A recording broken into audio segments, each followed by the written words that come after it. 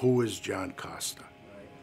John knew exactly what he wanted to do, and he built this business not alone, and he knew that. And he knew that this wheel, the hub of the wheel, was him, but all the spokes were his family, the people that worked for him, and he did treat them with respect. What I admired him most, his common sense. He made observations that other people would be missing the details, and we go right away, straightforward, and pinpoint what's the problem. He was a person with a tremendous vision, and he had a tremendous sense of looking at a situation. He didn't always need all the numbers to back into it, but he just said, this feels right, this sounds right, go and do it. He always had a way to look into things and see the good side of it. For the business, for home, for friends. He always wanted to accomplish things. He always had a goal. And I always admired him because whatever the goal was, he accomplished it. He was dedicated and committed to make this dream he had happen, and it happened every single day. John thought he was in control, but Selma had him by his ear. She knew what was happening. In my country, we have a saying that man, he is a head. Woman, she is just neck. But this neck turning this head in any direction which she wants. They were strong together. They were there for each other, and it was just beautiful. Just Selma and him were amazing. I mean, they were just a fabulous couple. And I think she was part of a lot of the strength behind him, too. I think without her, he would have only been half the man. Selma was clearly his one and only. I think there was nothing that could have parted them. For me, he was just such a warm, giving person. When I would come down here at work, and he would always take me through the latest, greatest of what was going on at Honeycomb High Tech.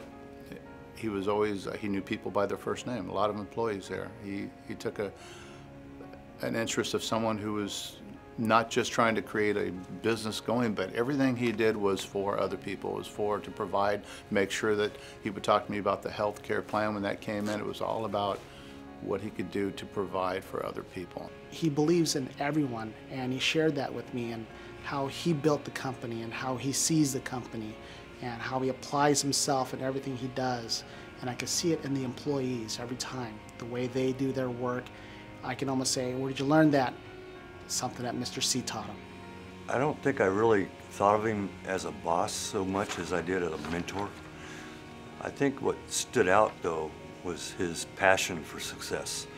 And the success wasn't just for the company, it was for each of his employees. You know, he wanted the best for everybody.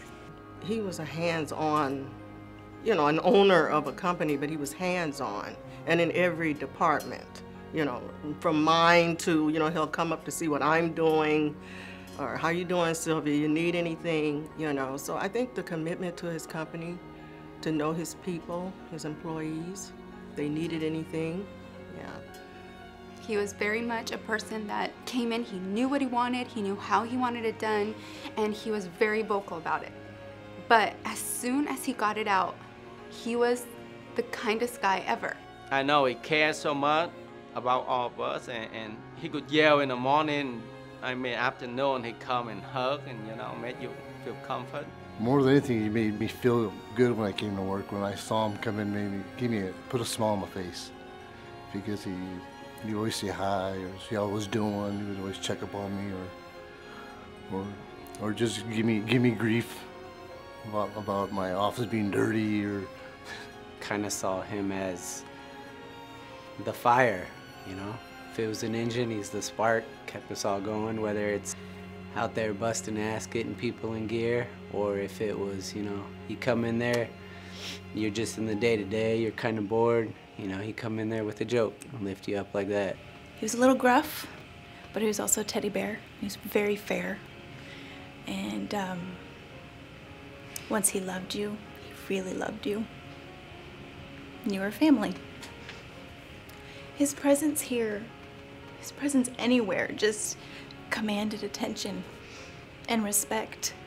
And you just wanted to be there for him. You wanted to make him proud, make him happy. Anything he was asking you to do, you wanted to do it, and you wanted to do it right. Just seeing his smile and his eyes just light up, being able to do something for all of us, that's something that pops in my mind right away. The best part was just coming to work to see him every day. He didn't treat you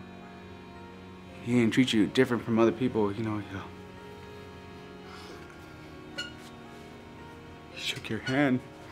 He said hi to you. He made you feel welcome, you know? And I never had an owner or a boss like that. It was different. It was something you can appreciate. And for me, that was something I always remember, and I always will. It was selfless.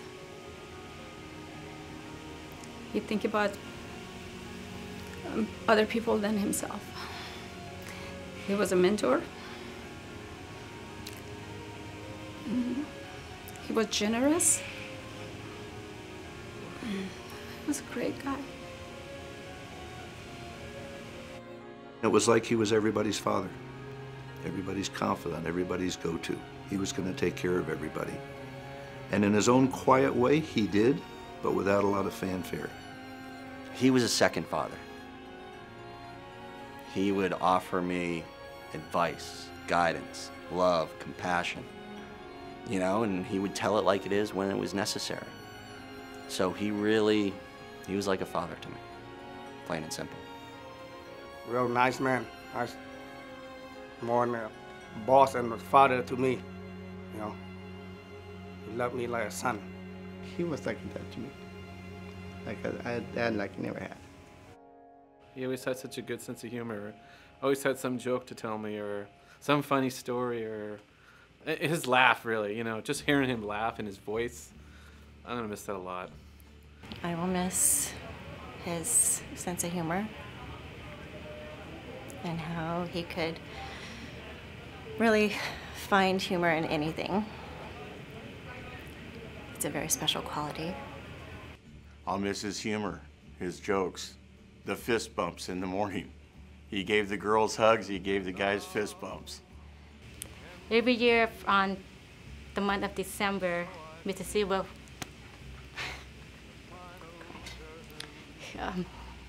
he's gonna come out.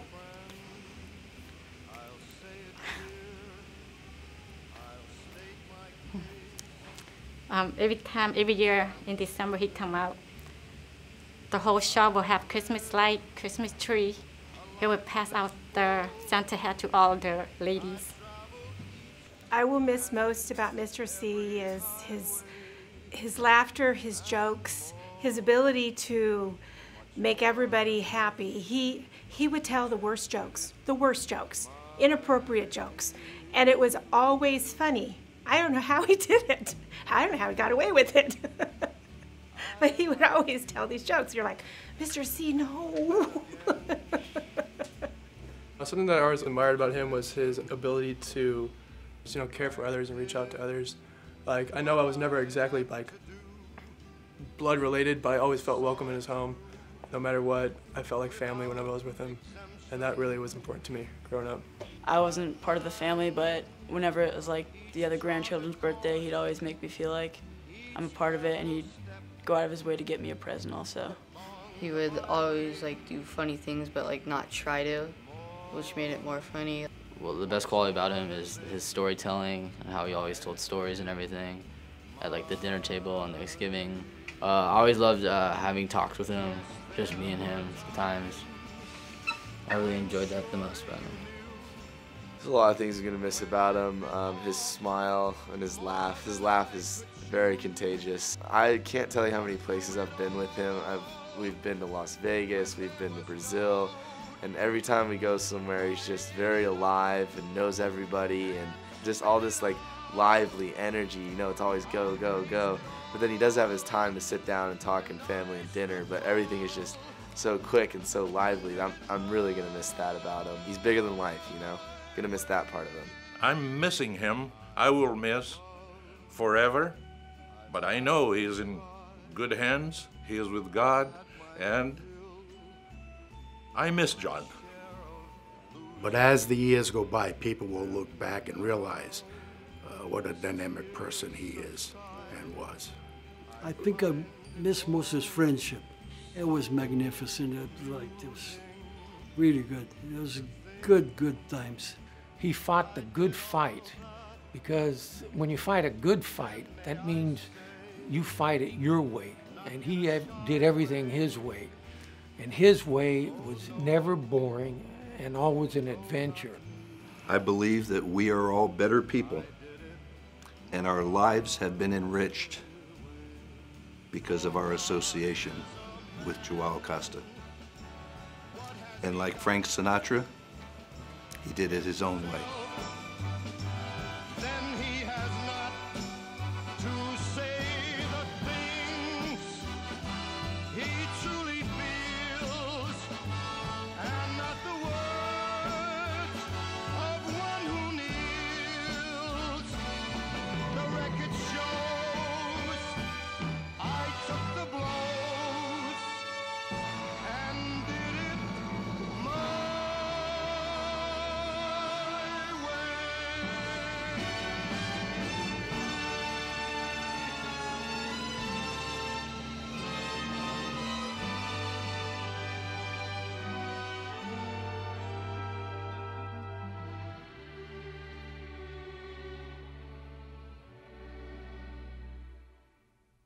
Yes, it was my